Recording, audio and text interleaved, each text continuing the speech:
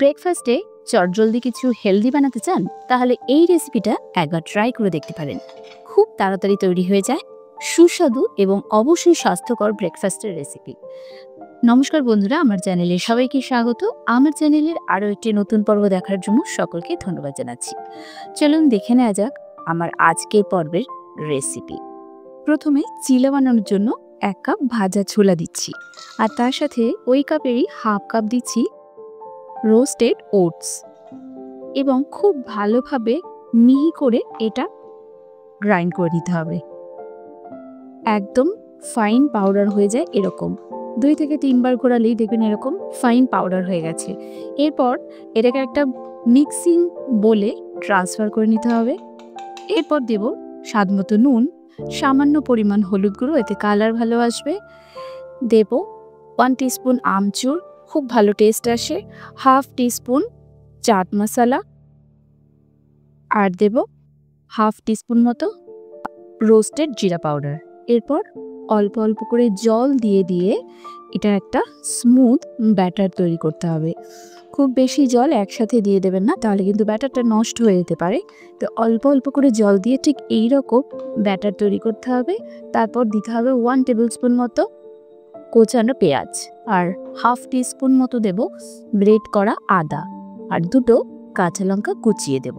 এরপর খুব ভালোভাবে মিশিয়ে নেব। একটু ঘন হয়ে গেছে ব্যাটারটা, এতে আর একটু সামান্য পরিমাণ জল দিয়ে এটাকে একটু অ্যাডজাস্ট করে নেব। তো এরকম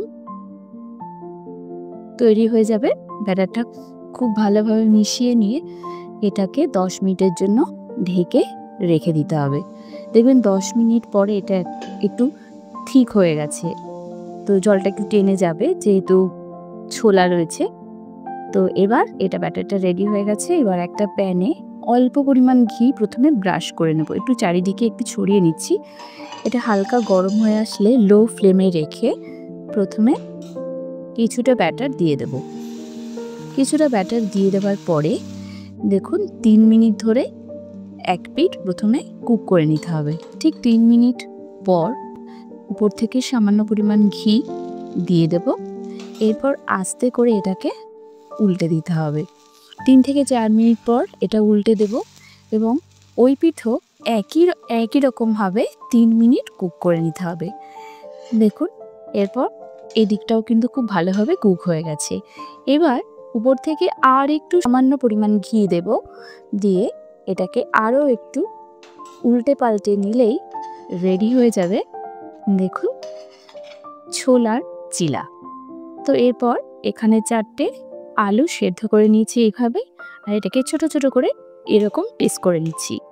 সমস্ত আলু পিস করে নেওয়ার পরে প্যানে দিয়ে দেব 1 টেবিল স্পুন তেল, আর তার সাথে গোটা জিরা, সামান্য পরিমাণ নুন আর সামান্য পরিমাণ হলুদ দিয়ে এরপর সেদ্ধ করে রাখা আলুগুলো দিয়ে দেব। এরপর নুন হলুদ এর সাথে খুব ভালোভাবে মিশিয়ে নিতে হবে। খুব ভালোভাবে কুক করে নেওয়ার পরে দিয়ে দেব 2 থেকে 3টে কাঁচা লঙ্কা।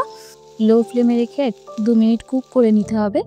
আর নামানোর আগে দিতে হবে 1 টিস্পুন মতো রোস্টেড জিরা পাউডার। ব্যাস, গ্যাসের ফ্লেমটাকে অফ করে দিলেই রেডি হয়ে যাবে জিরা আলু। তো এটা চিলার সাথে অসাধারণ লাগে খেতে। ব্রেকফাস্ট কিন্তু একদম রেডি হয়ে গেছে। এই যে এখানে চিলা, তার সাথে রয়েছে জিরা আলু, আর তার সাথে মশলা দই আর কিছুটা আচার। ব্যাস, ব্রেকফাস্ট কিন্তু একদম রেডি। এটা যেমন সুস্বাদু তেমনই স্বাস্থ্যকর। আপনি খুব সহজে হাতে কম সময় থাকলে এটা বাড়িতে তৈরি করে নিতে পারবেন, এবং খেতে হয় অসাধারণ। রেসিপিটা খুবই সহজভাবে দেখানোর চেষ্টা করেছি। আশা করি আপনাদের ভালো লেগেছে। রেসিপিটি অবশ্যই বাড়িতে একবার ট্রাই করে দেখবেন। রেসিপিটি কেমন লাগলো সেটা আমাকে কমেন্ট সেকশনে জানাবেন।